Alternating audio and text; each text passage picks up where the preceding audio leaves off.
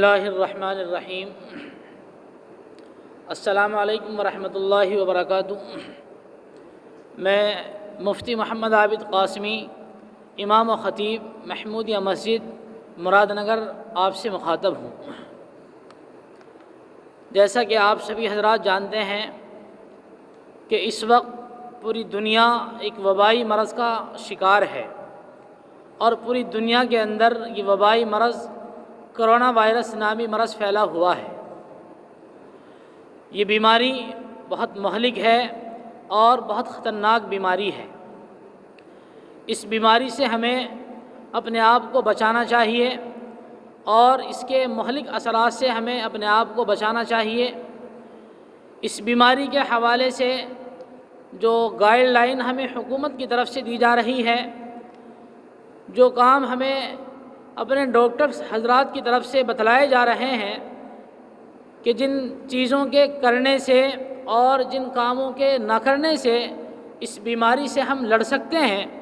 تو ہمیں ان ہدایات پر عمل کرنا چاہیے۔ اس وقت میں صورتحال بہت زیادہ نازک ہے، اور میں پوری قوم سے یہ اپیل کروں گا اور یہ کہوں گا کہ میرے اس پیغام کو جتنا ہو سکے دور دور تک پھیلایا جائے، تاکہ قوم کے سامنے یہ بات آ سکے کہ بیماری کتنی خطرناک ہے اور اس کے اثرات کتنے خطرناک ہیں۔ ایک بات اس بیماری کے حوالے سے یہ پھیلائی جا رہی ہے کہ بیماری کچھ بھی نہیں ہے، کوئی وبا نہیں ہے، یوں ہی لوگوں کو پریشان کیا جا رہا ہے، گمراہ کیا جا رہا ہے۔ تو میں اس حوالے سے یہ بتلا دینا چاہتا ہوں کہ بیماری ہے، حقیقت میں ہی بیماری ہے اور بہت مہلک بیماری ہے۔ اس سے ہمیں بچنا ہے، اپنے آپ کو بچانا ہے اور پوری دنیا کو بچانا ہے۔ دیکھیے، میں آپ کو سمجھاتا ہوں اور سمجھانے کی کوشش کروں گا کہ اس موقع پر اس کائنات کے سردار آقائے مدنی محمد عربی صلی اللہ علیہ وسلم نے ہمیں کیا ہدایات دی ہیں کہ جب طاعون یا وبائی مرض پھیل جائے تو ان حالات میں ہمیں کیا کرنا چاہیے۔ اللہ کے نبی علیہ السلام کی حدیث مبارکہ ہے، صحیح مسلم اور بخاری کے اندر یہ حدیث موجود ہے۔ فرمایا اللہ کے نبی علیہ السلام نے کہ جب تم میں سے کسی کو یہ خبر پہنچے کہ کسی شہر میں وبائی مرض پھیلا ہوا ہے، فرمایا اللہ کے نبی نے، تو تم اس شہر میں مت جاؤ، اور اگر یہ خبر پہنچے کہ جس شہر میں تم مقیم ہو، جس شہر میں تم رہ رہے ہو، بیماری اسی شہر میں پھیل رہی ہے، تو فرمایا کہ اپنے گھروں سے نہ نکلو، اپنے آپ کو اپنے گھروں میں بند کر لو۔ اب دیکھیے آپ، اللہ کے نبی علیہ السلام نے قوم کو کیا پیغام دیا ہے، پوری امت کو کیا پیغام دیا ہے ایسے موقع پر کہ جب بیماری پھیل جائے، وبائی مرض پھیل جائے، کتنی اہم ہدایات ہیں کہ تم وہاں مت جاؤ جہاں پر بیماری پھیلی ہوئی ہے، کیونکہ تم وہاں جاؤ گے تو وہاں بیماری تمہیں لگ سکتی ہے، اور جہاں تم رہ رہے ہو وہاں بیماری پھیلی ہوئی ہے، تم بلا وجہ خواہ یوں ہی شہر میں گھومنے کے لیے نکلو گے اور یوں ہی چوراہوں پر بھیڑ اکٹھی کرو گے اور بیماری سے بچنے کی کوشش نہیں کرو گے، تو بیماری، اس کے جراثیم تمہیں لگ جائیں گے، تو تمہیں پریشانی ہو سکتی ہے، اور بیماری لگنے کے بعد میں بیماری کے پھیلنے کا زیادہ اندیشہ ہے۔ تو کتنی اہم ہدایات ہے، گویا آپ یہ کہہ سکتے ہیں کہ آپ سوشل ڈسٹینسنگ کا پالن کریں، ایک دوسرے سے اپنے آپ کو بچا کر کے رکھیں، ایک دوسرے سے ملنا جلنا کم کر دیں، تاکہ بیماری سے ہم اپنے آپ کو بچا سکیں۔ اور جیسا کہ یہ بات کہی جا رہی ہے کہ بیماری نہیں ہے، کبھی کچھ ایسا نہیں ہوا ہے، تو آپ یہ دیکھیں کہ صحابہ کے زمانے میں بھی اس طرح کی بیماریاں آئی ہیں۔ اب سے تقریباً 1440 سال پہلے کا زمانہ ہے، صحابہ کے زمانے میں بھی اس طرح کی وبائی مرض پھیلے ہیں۔ سیدنا ابو عبیدہ بن جراح، معاذ بن جبل رضی اللہ تعالیٰ عنہ، یہ بڑے مشہور صحابی ہیں، ان حضرات کے زمانے میں یہ وبائی مرض پھیلا اور کتابوں کے اندر لکھا ہے کہ سیدنا ابو عبادہ ابن جراح اس وبائی مرض کا شکار ہوئے اور آپ اسی بیماری سے شہید ہوئے ہیں۔